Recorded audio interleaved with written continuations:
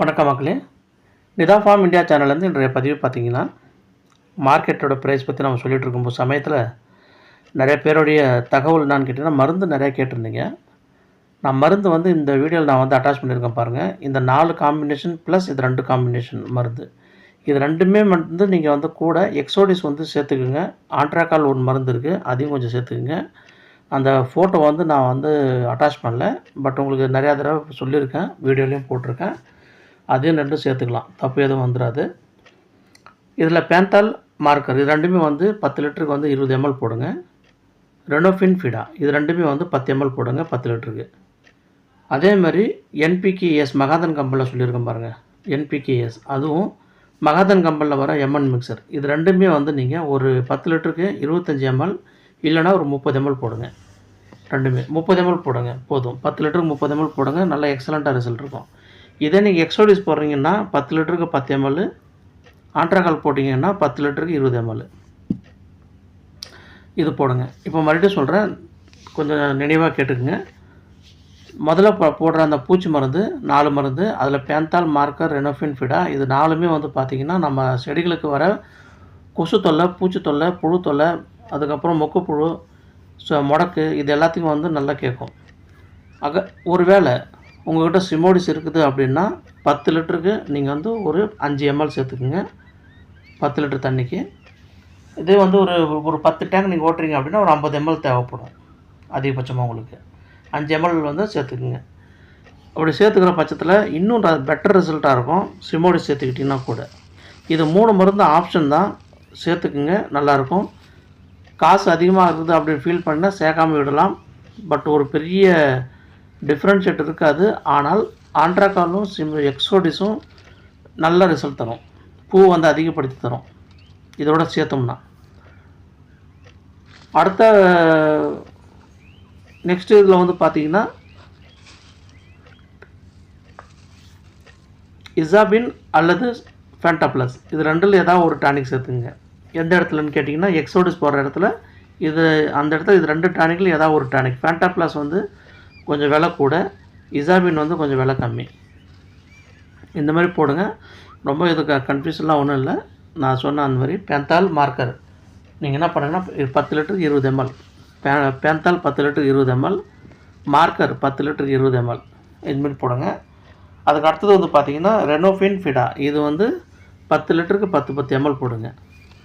மகாதன் கம்பெனியில் வரதில் 10 லிட்டருக்கு 30 ml ரெண்டுமே போடுங்க, என்பிகேஎஸ் அண்டு எம்என் மிக்சர். எக்ஸோடிஸ் நீங்கள் போடுறீங்க அப்படின்னா நீங்கள் 10 லிட்டருக்கு 10 ml போடுங்க. ஆண்ட்ராகால் போட்டிங்கன்னா 10 லிட்டருக்கு 20 ml போடுங்க.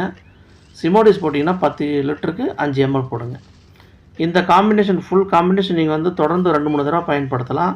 இதில் புழு கண்ட்ரோலுக்கு மருந்து இருக்குது, துளுப்புக்கு மருந்து இருக்குது, அரும்பு கட்டுறதுக்கு மருந்து இருக்குது, அரும்பு அதிகமாக வர்றதுக்கு மருந்து இருக்குது. இந்த காம்பினேஷன் மருந்து நல்லா வேலை செய்யும். குறிப்பாக பர்டிகுலராக நீங்கள் பார்த்தீங்க அப்படின்னா மல்லியை பொறுத்த வரையில் உங்களுக்கு புழு பூச்சி தாக்குதல், காம்பு சுருக்கம், மொக்கு புழு, பேனு, மடக்கு இது எல்லாத்துக்குமே பார்த்திங்கன்னா அதிகப்படியாக நம்ம பயன்படுத்துகிற மருந்துகளில் கெமிக்கல் நேமாக நம்ம பார்த்தோம் அப்படின்னா சைபர்மெத்ரினு, குயினால் பாஸு, ஆல்ஃபா மைத்ரினு, பீஃபித்ரினு, குளோரோபாரிபாஸு, மோனோக்ரோட்டா பாஸு, குயினால் பாஸு, பேந்தோடைட்டு இதுதான். இதெல்லாம் இப்போ உதாரணம் பார்த்தீங்கன்னா குயினால் பாஸ் எங்கே இருக்குது? எக்லாஸில் இருக்குது. ஆல்ஃபா மைத்ரின் இதில் இருக்குது, ஆல்பா சக்கி இல்லை இட்ஸில் இந்த மாதிரி பிராண்டில் இருக்குது. சைபர்மெத்ரின் இதில் இருக்குது, மார்க்கரில் இருக்குது. குளோரிபாரிபாஸு, சைபர்மெத்ரின்னு இது எதில் இருக்குதுன்னு கேட்டிங்க அப்படின்னா ப்ரோஃபாக்ஸ் அப்படின்னு சொல்லி ஒரு பிராண்டில் இருக்குது, இல்லை மற்ற பிராண்டில் நிறையா பிராண்டில் இருக்குது. இசிபிட் மருந்து இருக்குது. ஆக நண்பர்களே, பிராண்டு தான் நான் சொல்கிறேன், பிராண்டு தான் வேறு. ஆனால் அதுக்குள்ளே இருக்கிற கெமிக்கல் கண்டென்ட்லாம் பார்த்திங்கன்னா நீங்கள் எங்கே தலைக்கீழாக நின்று நம்ம எங்கே போய் பார்த்தாலும் சரி, நேராக நின்று பார்த்தாலும் சரி, கெமிக்கல் இது தான். இந்த கெமிக்கலில் வர பிராண்டில் தான் வித்தியாசம் இருக்குது. அந்த வித்தியாசம் எப்படி இருக்குதுன்னு கேட்டிங்கன்னா ஒரு இலாக்கா, ஒரு ஏரியாவுக்கு, ஒரு மாவட்டத்துக்கு வெவ்வேறு மாதிரியான பிராண்டு இருக்குது. சில நேரங்களில் பார்த்திங்கன்னா நம்ம இந்த பிராண்டை தான் நம்ம செமையாக அடிபட்டு போகிறோம். நானும் பார்த்திங்கன்னா நிறைய அடிபட்டு போனது இந்த பிராண்டு தான். அதனால தான் பர்டிகுலராக நான் அந்த ஃபோட்டோலாம் அட்டாச் பண்ணும்போது கொஞ்சம் முக்கியமான சில நல்ல கம்பெனியாக பார்த்து தான் போடுறது. ஆக இந்த மாதிரி நம்ம வந்து அடிக்கும்போது நண்பர்களே, ஒட்டுமொத்தமாக நம்ம பார்க்கும்போது இதான் இதில் சிமோடிஸ் அப்படிங்கிற ஒரு மருந்து வந்து நம்ம கம்பல்சரியாக ஒரு வாரத்தில் ஒரு முறையாவது நம்ம சேர்த்துக்கிட்டோம் அப்படின்னா கண்டிப்பாக இந்த மொக்குப்புழு பிரச்சனைலேருந்து நம்ம தப்பிச்சிடலாம். 2வது, மருந்து அடிக்கிற சமயத்தில் கொஞ்சம் சாயங்காலமாக அடிங்க. ஒரு 4 மணி 3 மணிக்கு மேலே அடிங்க.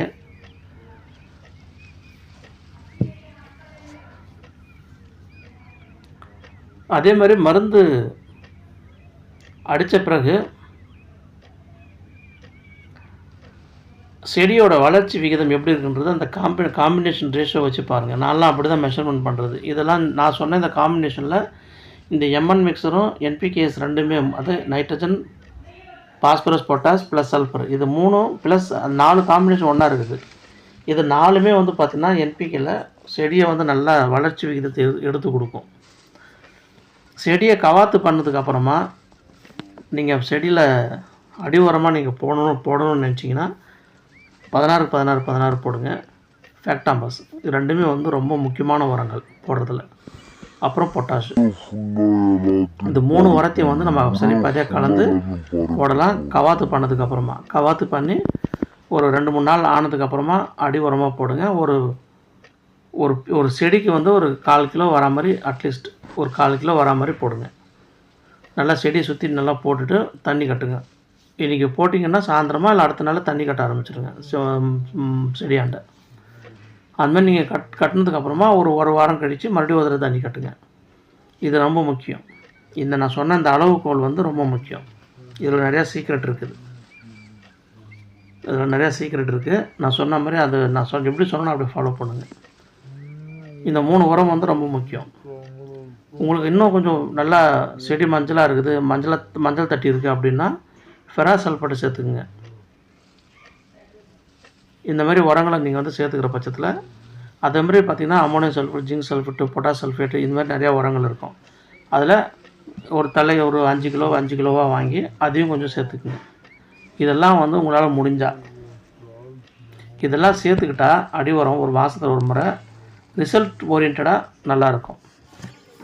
ரிசல்ட் வைஸ் வந்து நல்லாயிருக்கும். இதெல்லாம் சேர்த்துக்கிட்டோம்னா ஒரு மாதம் இந்த மாதிரி சேருங்க, ஒரு மாதம் சேர்க்காதீங்க, ஒரு மாதம் கொஞ்சம் இது மாற்றி போடுங்க. ஆனால் மாதத்தில் ஒரு முறை போடுங்க. உரக்கடைக்காரங்க என்ன சொல்லுவாங்கன்னா 5 நாளைக்கு ஒன்று வந்து போடுங்க அப்படின்னு சொல்லுவாங்க. அது 5 நாளைக்கு ஒன்று தூரம் போட்டால் நமக்கு வந்து வர மல்லிக்கும் செலவு பண்ணுறதுக்கும் சரியாக இருக்கும். அதனால் அதுமாரி பண்ணாதீங்க. அது வந்து முற்றிலும் நமக்கு வந்து மிகப்பெரிய லாஸ் ஆகிடும். இப்போ நீங்கள் எனக்கே பாருங்கள், இந்த 150 ரூபா கிலோ போகுது. ஒரு நாளைக்கு வந்து 90,000 சம்பாதிச்சா கூட நமக்கு வந்து செலவு எல்லாம் போனதுக்கப்புறம் 2-3,000 தான் கையில் நிற்குது. ஏன்னா 10-15 நாள் செலவாகுது அது அறுவடை பண்ணுறதுக்கு. ஏன்னா நம்ம சைடில் வந்து பார்த்திங்கன்னா ஆளுங்க வந்து பார்த்திங்கன்னா அவ்வளோ எடுப்பாக வந்து பூ எடுத்து கொடுக்கல. இப்போ நம்ம அந்த 30 கிலோக்கு நமக்கு இந்த பாடுன்னா இன்னும் நம்ம அந்த 1 ஏக்கர் வந்து இப்போ தான் பூ வர ஆரம்பிக்க போகுது. இது நடக்கிறது எல்லாமே வந்து பார்த்திங்கன்னா 50 சென்ட்டுக்குள்ளே இருக்கிற இடத்துல. அந்த 1 ஏக்கர்லேயே நம்ம பூ வந்து ஒரு நாளைக்கு 100 கிலோ 150 கிலோ பூ வந்துன்னா என்ன பண்ணுறது?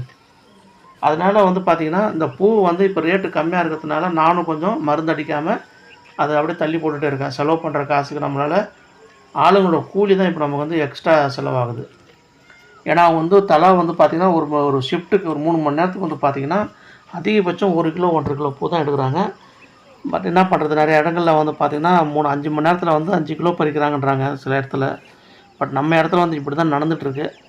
இது கொஞ்சம் ஒரு டே டு டே பார்க்குறப்போ கொஞ்சம் பிக்கப் ஆகுறாங்க அவங்களும். பட் இருந்தாலும் நம்ம வந்து இந்த 150 ரூபா போகிறாங்கிறதுனால நமக்கு லாபம் குறைவு, அவ்வளோதான். நஷ்டம்லாம் கிடையாது, லாபம் குறைவு, அவ்வளோதான். ஒரு நாளைக்கு 10,000 ரூபா நமக்கு வருமானம் வருது அப்படின்னா நீங்களே கணக்கு பண்ணி பார்த்துங்க. 10 பேர் இருக்காங்க அப்படின்னா அவங்களுக்கு வந்து நம்ம கண்டிப்பாக வந்து ஒரு 1,500 ரூபா நம்ம கொடுத்தே ஆகணும். அவங்களுக்கு 1,500 வந்து 5 பேர் வேலை செய்கிறாங்க. 5 பேரோட சம்பளம் தரணும். 5 பேரோட சம்பளம் தரணும்னா 2,500 ரூபா வந்துடுது கிட்டத்தட்ட. அவங்களோட சாப்பாடு செலவு மற்ற இதர செலவுலாம் கொடுத்தா 2,500 ரூபா வந்துடுது. அதுக்கப்புறம் 10,000 10% கமிஷன் அவருக்கு 1,000 ரூபா போயிடும். 2,500 ப்ளஸ் ஒரு 1,000 3,500 போயிடுது. ப்ளஸ் ஒரு 1,500 ரூபா மருந்து செலவு வச்சுக்கிங்க. ஒரு வாரத்துக்கு அட்லீஸ்ட் ஒரு நாளைக்கு ஒரு 1,500 ரூபா வச்சுக்கலாம் நம்ம கணக்கு. 5,000 ரூபா போயிடுது. இதே நமக்கு வந்து ஒரு 3,000 ரூபா 300 ரூபா ரேட்டு போகுதுன்னு வச்சிங்களேன், தாறுமாறான லாபம். 5,000 ரூபா வந்துடும். 5 ரூபா 5 ரூபா போனோட 10 ரூபா நம்ம லாபம் கிடச்சிடும் ஒரு நாளைக்கு. அந்தமாதிரி நண்பர்கள் இதெல்லாம் ஒரு கால்குலேஷன் தான். இதை நீங்கள் வந்து கரெக்டாக ஃபாலோ பண்ணுங்கள். மல்லி விவசாயம் பண்ணுறது வந்து நம்ம ஒரு பெரிய விஷயமா நினைக்கிற அதே சமயத்தில் பர்டிகுலராக நம்ம வந்து செலவு வந்து நம்ம வந்து ரொம்ப கண்ணும் கருத்துமாக இருக்கணும் செலவில். அதில் வந்து ரொம்ப கவனமாக இருக்கணும். ஏன்னா ஒவ்வொரு ஏரியாவுக்கும் ஒரு மாதிரியாக இருக்குதுங்க. இப்போ என் ஏரியாவில் வந்து எனக்கு ஆள் செலவு வந்து ரொம்ப கூட. ஒருவேளை உங்கள் ஏரியாவில் ஆள் செலவு ரொம்ப குறைவாக கூட இருக்கலாம். இன்னும் சில இடத்துலலாம் வந்து பார்த்திங்கன்னா ஆளுங்களை காரில் கூப்பிட்டு வராங்க. அப்படிலாம் இருக்குது சில இடத்துலலாம். இதுமாதிரி ஏரியாவுக்கு ஏரியா மாறுதுங்க. அதனால் நம்ம ஏரியாவுக்கு என்ன நடக்குதுன்றதை நம்ம சொல்கிறோம். இதுதான் உங்கள் ஏரியாவில் நடக்கும் அப்படிங்கிறது நிர்பந்தம் கிடையாது. இல்லை இப்படி தான் நடத்தணும் அப்படிங்கிறத கட்டாயமும் கிடையாது. உங்கள் ஏரியாவில் இன்னும் எவ்வளோ இப்போ நானே பாருங்கள் எவ்வளோ செலவு இன்னும் கண்ட்ரோல் பண்ண முடியுன்றதுக்கு அதை பற்றி தான் தினமும் இப்போ வந்து நான் வந்து இன்னும் ஆல்டர்னேட்டிவ் சோர்ஸ் அப்படி தான் தேடிட்டுருக்கேன். ஸோ அந்த மாதிரி நீங்களும் பாருங்கள். மேபி உங்களுக்கும் நல்ல ஒரு எதிர்காலமும் நல்ல ஒரு வளமான ஒரு விவசாயமும் வளமான ஒரு பூ விவசாயமும் அனைவருக்கும் அமையும் அப்படிங்கிறது நான் வந்து ரொம்ப உறுதியாக நம்புகிறேன். நன்றி நண்பர்களே. மருந்து வந்து நான் தெளிவாக முன்னாடியே சொல்லிட்டேன். ஏன்னா லாஸ்ட்டு சொல்லும்போது கொஞ்சம் சீக்கிரமாக சொல்கிற மாதிரி சூழல் வருதுன்னா நான் முன்னாடியே சொல்லிட்டேன். அதை பாருங்கள். பார்த்துட்டு மேபி ரொம்ப யூஸ்ஃபுல்லாக இருக்கும் உங்களுக்கு அத்தனை பேருக்கும். தொடர்ந்து நம்ம சேனலை பார்த்து சப்ஸ்கிரைப் பண்ணி வச்சுக்கிங்க. தொடர்ந்து வீடியோ பாருங்கள். நன்றி. வாழ்க வளமுடன். Thank you so much. இங்கே பாருங்கள், இது வந்து பூச்சி மருந்து.